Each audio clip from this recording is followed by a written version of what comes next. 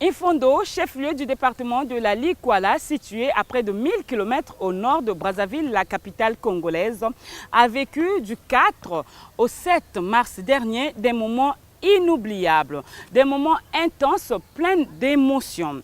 À travers la 3e édition du Forum international sur les peuples autochtones d'Afrique centrale qui s'est déroulé justement à Infondo.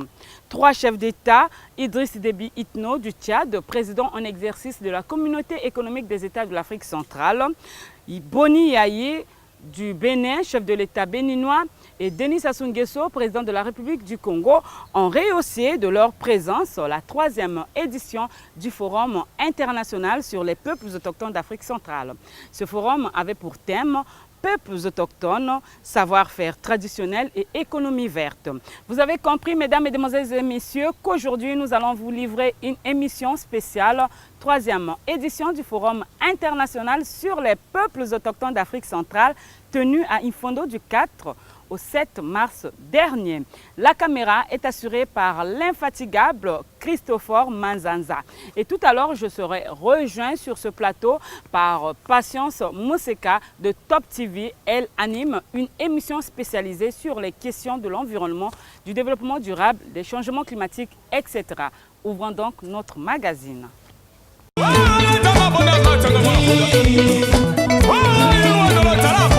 Infondo, capitale du département de la Likwala, était devenue pendant environ 5 jours la capitale africaine de la promotion de l'économie des savoir-faire traditionnels des peuples autochtones, ce à travers la tenue de la 3e édition du Forum international sur les peuples autochtones d'Afrique centrale. Organisé sous le thème « Peuples autochtones, savoir-faire traditionnel et économie verte », ce forum avait pour objectif, entre autres, d'adopter les textes de son institutionnalisation, du transfert du site FIPAC à la Communauté économique des États de l'Afrique centrale, CEAC en sigle, de la validation du système de l'économie des savoir-faire traditionnels en Afrique. Le site sur lequel est bâti le village FIPAC se situe dans la forêt de Gangania, dans le 7e quartier d'Infondo. Je vous propose donc de suivre tout d'abord la carte postale d'Infondo afin d'acquérir une connaissance sur cette ville qui a accueilli près de 2000 personnes pour valoriser les peuples autochtones, pour valoriser le savoir-faire des peuples autochtones d'Afrique centrale. On y va, en images.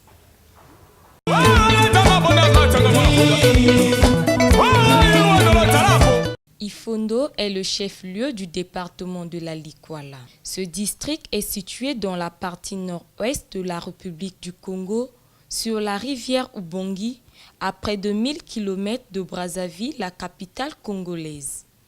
Infondo est traversé par une route longue de 135 km qui relie les districts de Dongo et Epena par une distance très respectivement de 50 km et de 85 km.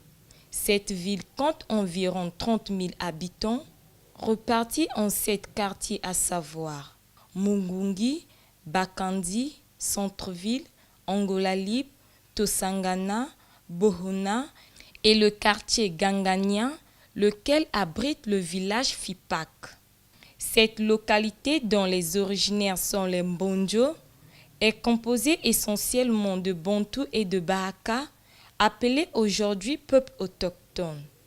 Les habitants d'Infondo vivent principalement de l'agriculture, de la chasse et de la pêche. Ici, les langues parlées sont le lingala, le songo et le français. Il fait très chaud à Infondo, car ce district possède un climat de type équatorial avec 2 saisons, une saison sèche de décembre à mai et une saison de pluie de juin au mois de novembre. En 2005, le département de la Likwala avait bénéficié de la municipalisation accélérée. Programme du chef de l'État congolais Denis Sassou Nguesso, qui consiste à moderniser l'arrière-pays par la construction des infrastructures de base telles l'aéroport, les hôpitaux, voiries urbaines, écoles primaires et secondaires, préfectures, sous-préfectures, palais de justice, etc. Ce programme est couplé avec la célébration tournante des festivités commémoratives de l'indépendance de la République du Congo. C'est donc à l'occasion de cette municipalisation accélérée que la ville d'Ifondo a vu son aérodrome modernisé et transformé en aéroport moderne, pouvant accueillir ainsi les Boeing, ce qui a permis le désenclavement de ce district. La ville est desservie par plusieurs compagnies aériennes. Transair Congo, Mistral Aviation, Nouvelle Air Congo. En dehors de l'aéroport, on peut aussi atteindre Ifondo depuis Brazzaville par bateau ou par la route. Depuis 2005, année de sa municipalisation accélérée, Ifondo abrite beaucoup d'événements nationaux tout comme internationaux, à l'instar du Forum international sur les peuples autochtones d'Afrique centrale, FIPAC, qui est à sa 3e édition. D'après la communauté économique des États de l'Afrique centrale, le FIPAC est le meilleur site d'Afrique centrale. Le village FIPAC, situé, rappelons-le, à Gangania, 7e quartier d'Ifondo, est réparti en 2 blocs, un bloc administratif et un bloc touristique, ajouté à cela une forêt déboisée. Le bloc administratif, quant à lui, est composé d'une salle de conférence d'environ 600 places, d'un réfectoire, de 2 salles de réunion, des dortoirs, bureaux, d'une salle de presse et autres. Le bloc touristique, par contre, comprend un marché couvert servant aux expositions, d'un puits d'eau, d'un amphithéâtre ouvert de près de 700 places assises, d'une scène de spectacle et j'en passe. En tout état de cause, le district d'Ifondo, bien que accueillant, connaît beaucoup de problèmes, surtout sur l'entente entre les cadres du département de la Likwala et l'achèvement des travaux de la municipalisation accélérée dont la plupart des chantiers demeurent jusqu'à ce jour inachevés.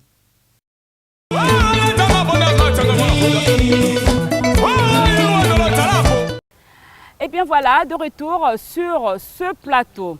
Poursuivons donc notre magazine. Nous l'avions dit au début de cette émission que l'un des objectifs du FIPAC 3 était la promotion de l'économie verte à travers les savoir-faire traditionnels des peuples autochtones d'Afrique centrale, ainsi que le transfert et la gestion du FIPAC par la République du Congo à la communauté économique des États de l'Afrique centrale, CEAC. Voilà pourquoi la République du Congo, initiatrice du FIPAC, avait inauguré le 6 mars dernier le siège de ce patrimoine dont l'organisation, la gestion et l'entretien seront désormais assurés par la CEAC.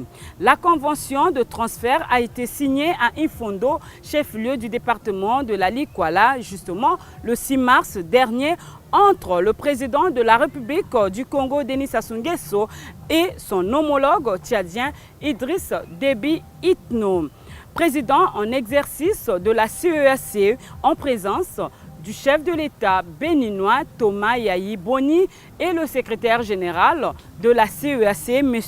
Hamad Alam Mi.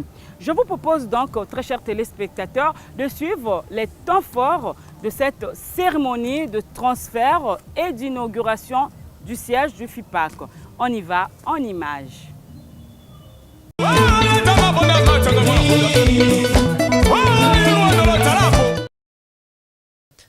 La République du Congo, initiatrice du Forum international sur les peuples autochtones d'Afrique centrale FIPAC, a inauguré le 6 mars dernier le siège FIPAC.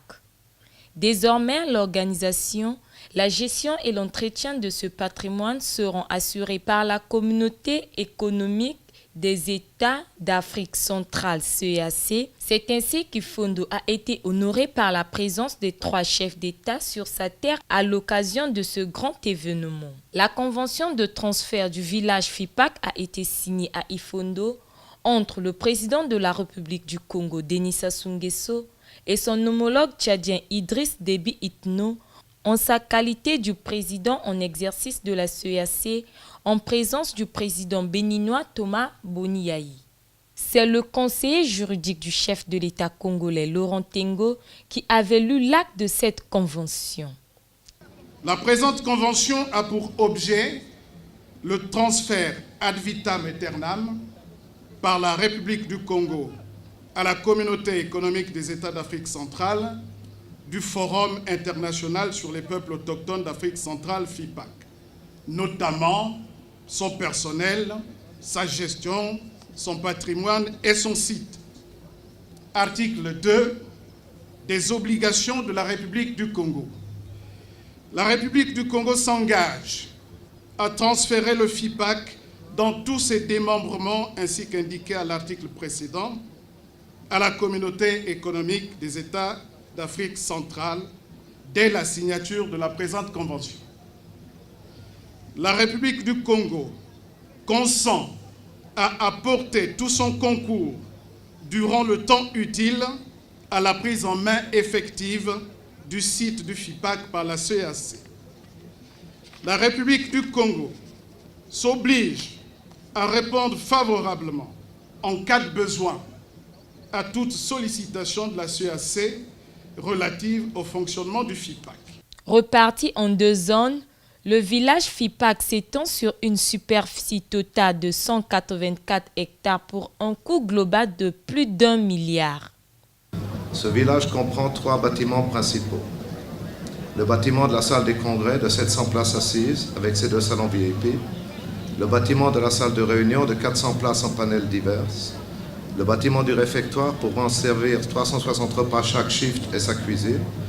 Les autres bâtiments sont 3 dortoirs de 10 chambres de 4 lits chacun, un dispensaire, des latrines et douches, des bureaux pour les administrateurs, un poste de garde, un bâtiment technique central électrique, des paillotes diverses servant de lieu de rencontre et de café extérieur. La région touristique comprend un amphithéâtre de 800 places et 6 dépendances couvertes, un marché d'artisanat et une piste forestière avec des paillotes servant de lieu de réunion pour des panels divers. Ce projet a été construit 95% par les habitants de la Likwala, d'Infondo et de Ngangania en particulier. Les matériaux utilisés viennent en grande partie de la région, bois, briques, sable et gravier. Ce bâtiment, si entretenu correctement, a une durée de vie de plus de 50 ans. Tous les éléments en bois ont été traités pour résister aux intempéries et aux insectes et fungus. Il répond aux normes de construction internationales. Le FIPAC est un instrument de coopération et d'intégration sous-régionale portant sur les questions autochtones. Cette expérience unique au monde mérite d'être durablement soutenue par les États membres de la CEAC, a indiqué le ministre congolais de l'économie forestière et du développement durable. Le Forum international sur les peuples autochtones d'Afrique centrale est une opportunité offerte pour faire évoluer le débat et assurer la promotion des droits et de l'émancipation des peuples autochtones dans les pays du bassin du Congo. Excellences, Mesdames et Messieurs, les pays du bassin du Congo viennent ainsi de se doter d'un nouvel instrument de coopération et d'intégration sous-régionale portant sur la question autochtone. Cette expérience unique au monde, je dis bien unique au monde, mérite d'être durablement soutenue par les États membres et accompagnée par les partenaires au développement afin qu'elle puisse atteindre les objectifs qu'elle s'est fixés.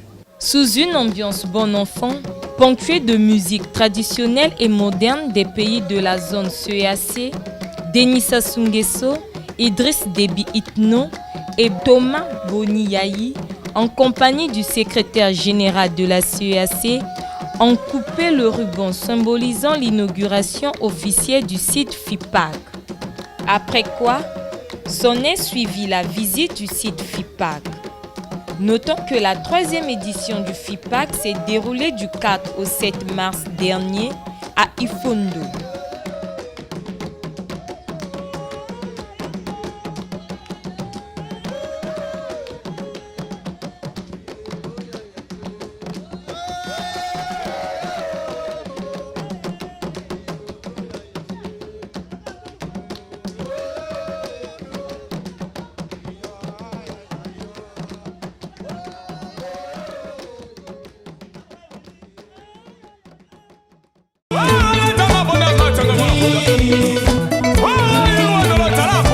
Le FIPAC 3, c'était aussi le segment de haut niveau, c'est-à-dire la réunion où le Conseil des ministres de la CEAC qui devrait débattre sur les questions préoccupantes des peuples autochtones d'Afrique centrale, surtout à travers leur savoir-faire traditionnel afin de promouvoir l'économie verte en Afrique centrale. C'est ainsi que Denis Sassou Nguesso, chef de l'État congolais, avait patronné la cérémonie d'ouverture de ce segment de haut niveau du FIPAC 3.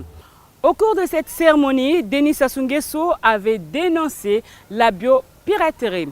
Images et commentaires.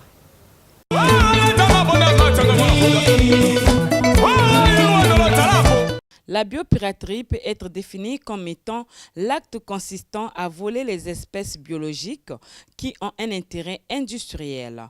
La biopiraterie peut se comprendre encore comme une attribution ou dépôt de brevets ou également exploitation par des sociétés commerciales dans des conditions jugées illégales et équitables des ressources biologiques ou génétiques propres à certaines régions.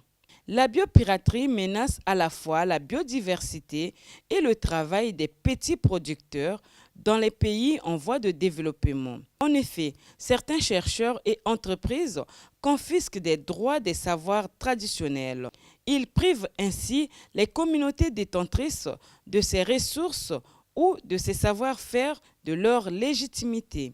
C'est le cas, malheureusement, des peuples autochtones et des pays regorgeant les ressources naturelles comme la République du Congo qui subissent les conséquences de cette biopiraterie.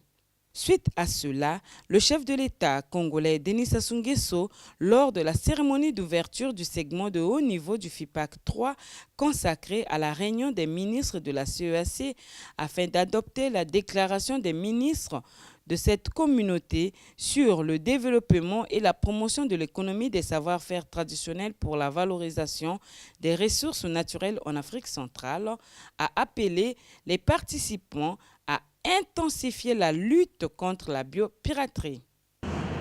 Je fonde l'espoir qu'au cours de vos échanges, une attention particulière sera portée sur les problématiques telles l'enjeu des savoir-faire traditionnels dans le cadre des droits de la propriété intellectuelle, l'évaluation du processus de mise en œuvre de la Convention sur la diversité biologique et du protocole de Nagoya de 2010. Deux instruments qui accordent au savoir traditionnel une part juste et équitable des bénéfices tirés de l'exploitation des ressources biologiques.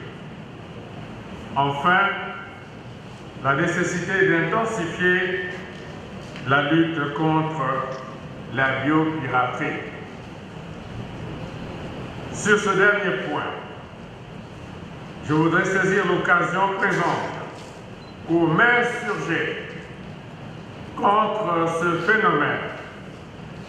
Il s'agit en réalité d'un véritable scandale. En effet, certains chercheurs et certaines entreprises accaparent les droits sur le matériel biogénétique, les techniques et les savoirs traditionnels. Il prive ainsi les communautés détentrices de ces ressources ou de ces savoirs de leurs droits légitimes. C'est le cas, hélas, des peuples autochtones et des États concernés. Il est temps que soit mis un terme à cette immoralité. À la fin de la tenue du FIPAC 3, les ministres de la CEAC ont rendu publique une déclaration dite des ministres de la Communauté économique des États de l'Afrique centrale sur le développement et la promotion de l'économie des savoir-faire traditionnels pour la valorisation des ressources naturelles en Afrique centrale. C'est le ministre congolais de l'économie forestière et du développement durable, Henri Djombo, qui a clos les travaux de la 3e édition du FIPAC.